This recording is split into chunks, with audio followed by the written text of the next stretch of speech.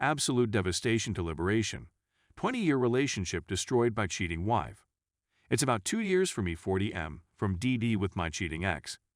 39F. We were high school sweethearts at the end of her senior year. I had just graduated and met her working in a video store in a small suburb. We were close friends for about 6 months, and eventually it led to me getting up the courage to plant a kiss, and the rest, as they say, is history. Unfortunately, as this tale has found its way to the sub, we all know it didn't end well. I had never really had friends who cheated, never heard anyone talk about it, and I had no idea the amount of trauma that was on the way. It was a random occurrence that I had even found out. My folks were visiting, and my ex took off to go to a coworker's wedding in another state. She had told me about the event about 2 weeks prior. My ex had a few friends that weren't mutual, nothing out of the ordinary, but there I was watching a movie with the folks and realized I misplaced my phone during the day. I was holding my iPad and browsing during the flick and tepidly shifted to the Find My iPhone feature. Married for 10 years, we had a lot of accounts tied together, and iTunes was one of them. Instead of my phone being first on the list, it was hers. Instead of being out of state, she was at a local hotel about an hour away that doubles as a popular brewery. They hold weddings there all the time, and I was sure that was it, I'd find her there with her coworkers. Around 8 p.m., I made it out to the hotel and couldn't find her anywhere. Looking for 2 hours, I narrowed the GPS to a certain wing.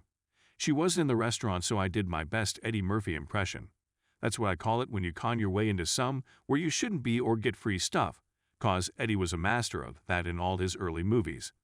I headed to the front desk and said, "Gee, my sister was at that wedding earlier, and I'm afraid some guy took advantage of her 'cause she's drunk. Can you give me the room number?" After a slight hesitation and asking me to provide a phone number, they pointed me to the room. My heart raced as I turned a couple corners, now knowing what I was going to find. I knocked on the door and tried to channel Eddie again, "Room service." I mentioned in the most pleasant tone I could muster while hiding my anger and rage. A male answered that I must have the wrong room. Immediately my cover was blown. "I think I have the right effing room. How about you open up so we can have a conversation?" My cheating spouse starts texting me, "Finally found out, the jig is up." She says she wants to talk in the morning, and that she refuses to come out of the room. "Oh, okay. Stay the rest of the night with your lover, got it." I linger for about an hour just to see if they'll come out. At this place the restrooms are in the hallways European style, but neither person emerged and I gave up. I went and took photos of her car for some kind of proof, and went home heartbroken to a sleepless night. She asked me to meet her in a public park where she knew there'd be people. She actually said that, "Oh, okay, never ever laid a finger on you or raised my voice at you in 20 years, but now domestic violence is a concern." Making her wait, I get to the park a few minutes late and realize that my expectations are still off. Even though I got the coldest shoulder the night before, I was ready to make this work, to fix it. I came with a forgiving heart expecting remorse. Surely my wife of 10-11 years wouldn't gaslight our whole existence. She's in tears, says she's sorry, looks like the whole time she's just sorry she was caught. Told her how I found out and she smirked at it. We discussed her coming home and I was both appalled and mesmerized to hear, "I just can't go back to the way things were, I'm so trapped there." 3. Oh, okay, so she's the victim, re-eyed. She spent 3 days in a hotel downtown, presumably just spending time with her lover, trying to decide if she should come back home. The AP was in a relationship too, has a 12-year-old son, and maybe that baggage was too much for her. She came home, completely listless for a week, would hardly speak to me, demanded we sleep in separate bedrooms. Claims she'll work on this, but just needs space after all she's been through. She's done seeing the AP. We do the right thing and start marital counseling. Session 1. No further details come up. I asked for transparency and I've been going nuts researching affairs on the internet. She just maintains she can't go back to the way things were, but in no way can verbalize why our life wasn't happy or fulfilling enough and what is meant by her statement. Luckily for me, the therapist spots something and poignantly asks, "You've ended the affair, right?" Shock and awe. She hadn't. Well, I was going to call him and let him know, but I haven't yet.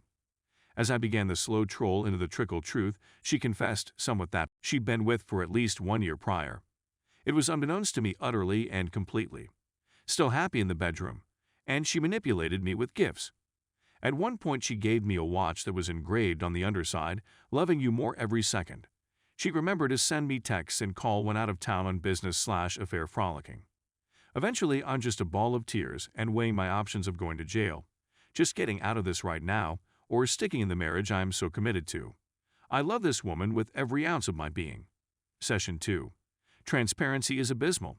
In fact, my wife has turned off location sharing on all devices and changed all her passwords to everything. Oh, okay. How dare I ask for such a thing when she's so damaged and in mourning? Cheating ex asks for an open relationship, and that'll fix everything. I'm appalled and desperate, and just in a terrible mental state, and shamefully I agree. I think I secretly know that it's over, but don't know how to get my physical self to agree. The therapist corners her saying she needs to break it off with the AP, still no word on that, and that polyamory might not be healthy at this point in our relationship.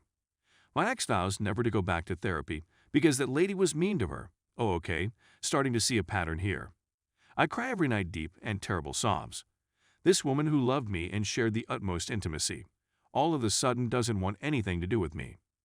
We pass each other around the house like ghosts of our former selves. I yell and scream at the world randomly from time to time. It's the darkest period I can recall in my life.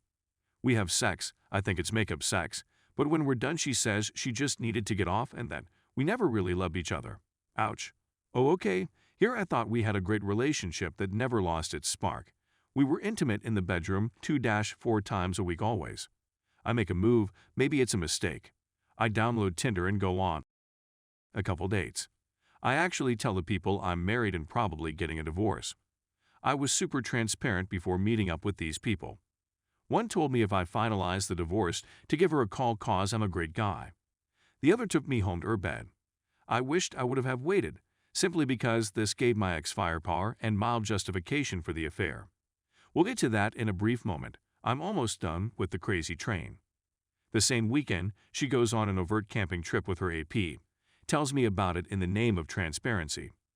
Meanwhile, doesn't validate anything else I'm asking about. It was this setup that made me continue to feel worthless and why I slept with the Tinder fling. By Monday I've had enough. Astonishingly, I'm still willing to work through it and repair the marriage that isn't there. WS goes on a business trip, and at this point I really have no idea what's going on. There's absolutely zero trust. I call her and demand, you leave this man. You commit to loving me, you rebuild this trust immediately or I'm leaving before you get home. She responded that she just wasn't sure she could do all of those things. It is no longer a marriage, but a disaster that needs a cleanup crew. While she's away, I pack all my necessary belongings, grab the dog, and move in with some friends. She really didn't think I'd do it. She called me sobbing that night. Why'd I move my stuff out? Total trip to crazy town. I told her she'd better act soon, that after nearly 2 months of dealing with this she needed to make a decision. I could no longer live with her as part of this situation, and that time is expiring shortly. I told her more than likely in 2 months or less I'd probably be firmly planted in the divorce camp. That she'd done nothing to work toward my side and done nothing but make abusive comments with her selfishness and endless need to be validated by men. She responded to this by telling me it was my fault for finding out about the affair. In her words, she wasn't looking for a way out, but would have played the good housewife role for the rest of our lives if I just wouldn't have found out. I was sickened and almost driven mad by what I heard on the phone. Who was this person I thought I knew, who I shared my life with, who valued me so little that I was a throwaway object, or at most only there to placate her wants and desires? She backpedaled and exclaimed, "This could be a good thing. We'll grow into something new, and we'll go on dates together and be excited to see each other again. If it's meant to be, then we'll get back together." Even in this state, I knew relationships were something you work at, and that love is a practice, and I was getting none of that from this horrific shell of a human being.